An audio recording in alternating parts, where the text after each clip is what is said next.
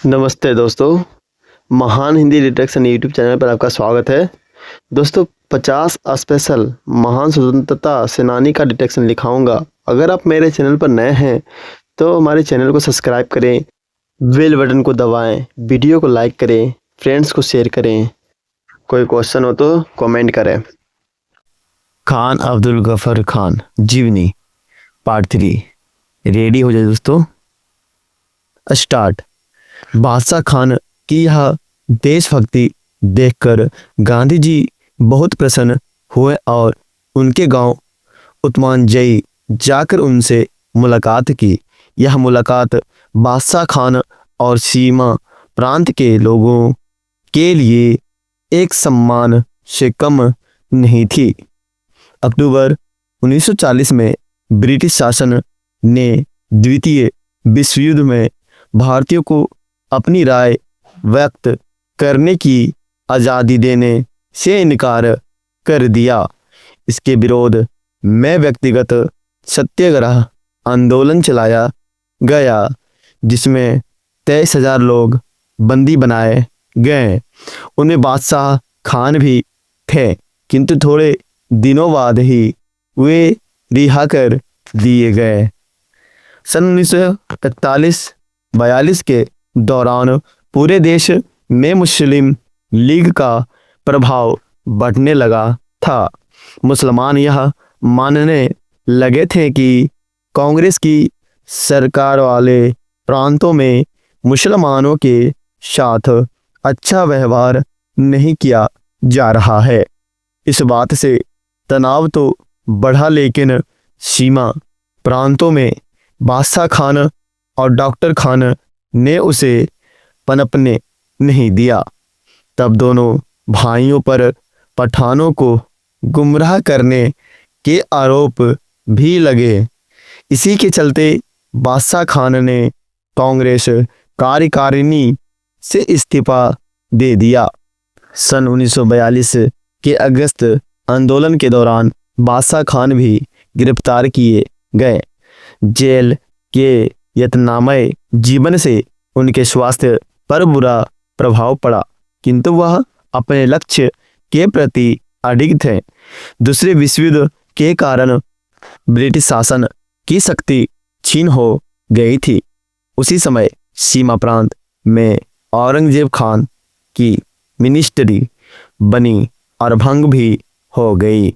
सन 1946 में 5 से 12 मई तक ब्रिटिश काबीना मिशन के बुलावे पर शिमला कॉन्फ्रेंस आयोजित हुई।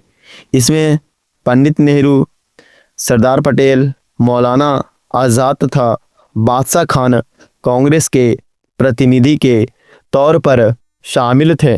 बादशाह खान को शिमला की हरिजन बस्तियों का निरीक्षण कर रिपोर्ट देने का कार्य सौंपा गया। वहां के लोगों की दयनीय स्थिति देखकर बादशाह खान को गहरा क्षोभ हुआ। 17 अगस्त 1946 को मुस्लिम लीग शासित प्रांत बंगाल की राजधानी कोलकाता में सांप्रदायिक दंगे भड़क उठे। दंगों की हवा अन्य प्रदेशों में भी पहुंची। सारा देश सांप्रदायिकता की आग में जलने लगा था। तब भी बादशाह खान अहिंसा का प्रचार कर स्थिति को संभालने में लगे थे। बादशाह खान लाहौर होते हुए सरहदी सूबे में लौट आए। उस दौरान उनके बड़े बेटे अब्दुल गनी ने जालमे पख्तून नामक एक नया संगठन गठित किया। इस बीच देश के विभाजन की भूमिका तैयार हो चुकी थी। सांप्रदायिक दंगों के बीच मुसलमान पाकिस्तान जाने लगे थे। 27 जुलाई 1947 को बादशाह खान ने गांधी जी से अंतिम बार विदा ली। इस समय उन्होंने गांधी जी से कहा, आपने हमें भेड़ियों के आगे फेंक दिया है। सीमा प्रांत भी दंगों की चपेट में आ चुका था। बादशाह खान के लाख प्रयत्न के बावजूद वहां दंगे नहीं रुके। 14 अगस्त 1947 को अंग्रेजों ने पाकिस्तान को भारत से अलग कर दिया। मोहम्मद अली जिन्ना पाकिस्तान के गवर्नर जनरल बने। सत्ता हाथ में आते ही उन्होंने सीमा प्रांत में बादशाह खान के बड़े भाई के मंत्रिमंडल को बर्खास्त कर दिया और मुस्लिम लीग के कयूम खान को मुख्यमंत्री बना दिया। पाकिस्तान सरकार ने बादशाह खान और पठान जनता पर तरह तरह के अत्याचार किए। बादशाह खान ने इन अत्याचारों का विरोध किया और पठानों के अधिकारों के लिए आवाज बुलंद की।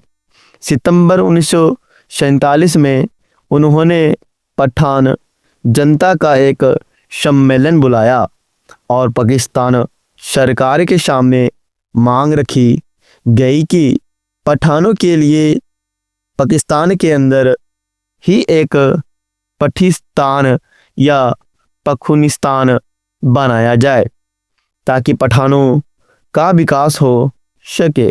किंतु पाकिस्तान सरकार ने उनकी यह मांग ठुकरा दी और सरकार के विरुद्ध आवाज उठाने पर उन्हें गिरफ्तार कर लिया गया।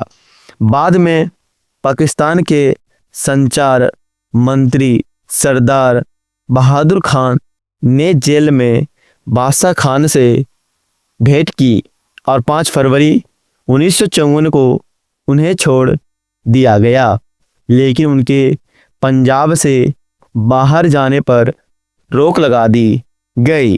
पाकिस्तान सरकार उन्हें किसी ना किसी बहाने से सीमा प्रांत से दूर रखना चाहती थी।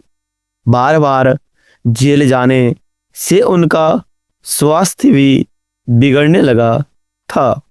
लंदन के डॉक्टरों ने उन्हें अमेरिका जाने की सलाह दी, किंतु वीज़ा ऑफिस में उन्हें इतना तंग किया गया कि उन्होंने अमेरिका जाने का विचार ही बदल दिया।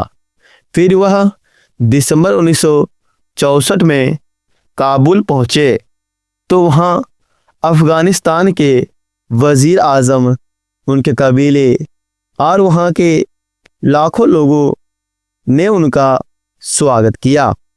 पूरा हवाई अड्डा फ़ख्रे अफ़गान जिंदाबाद और पख्तूनिस्तान जिंदाबाद के नारे से गूंज उठा। 23 अप्रैल 1968 को भारत में गफ्फर खान सरहदी गांधी सालगिरह समिति का गठन किया गया। यहाँ के राजनीतिक दलों के निमंत्रण पर वह 1 अक्टूबर 1969 को काबुल से दिल्ली आए। जयप्रकाश नारायण और श्रीमती इंदिरा गांधी ने उनका रोजगार स्वागत किया तो उनका मन भर आया। उन्हें पुरानी यादें ताज़ा हो आई। उन्होंने गांधी जयंती के अवसर पर 2 अक्टूबर को दिल्ली के रामलीला मैदान में भाषण दिया। उन्हें देखने और सुनने के लिए लोगों की भीड़ उमड़ पड़ी थी। 15 नवंबर 1969 को उन्हें अंतर्राष्ट्रीय सद्भावना के लिए सन 1967 का जवाहरलाल नेहरू पुरस्कार देकर सम्मानित किया गया। अपनी यात्रा के दौरान उन्होंने 24 नवंबर 1959 को संसद के दोनों सदनों की संयुक्त सभा को संबोधित किया। भारतीय संसद के इतिहास में बादशाह खान ऐसे पहले व्यक्ति थे जिन्होंने किसी राष्ट्र का शासन दक्ष ना होने पर भी भारतीय संसद को संबोधित किया था। भारत से वापस लौटने पर पाकिस्तान सरकार ने किसी विद्रोह की आशंका के चलते उन पर कड़ी नजर रखी और एक प्रकार से उन्हें नजरबंद कर दिया। ऐसी जिंदगी से उनका स्वास्थ्य निरंतर गिरता जा रहा था। सन 1980 में वह एक बार फिर भारत आए। उन्हें हृदय रोग ने जकड़ लिया था। जब भारत में यह खबर पहुंची तो मई 1987 में उन्हें इलाज के लिए भारत बुलाया गया। 15 अगस्त 1987 को उन्हें भारत के सर्वोच्च नागरिक सम्मान भारत रत्न से सम्मानित किया गया। उस समय बाद वह भारत से पेशावर चले गए। वहीं पर 20 जनवरी 1988 को हृदय गति रुकने के कारण उनका निधन हो गया। तब भारत में उनके सम्मान में 5 दिनों का राष्ट्रीय शोक मनाया गया। यद्यपि अब वह साकार रूप में उपस्थित नहीं है, किंतु उनके विचार व आदर्श आज भी भारत और पख्तूनी जनता के दिलों में बसे हुए हैं।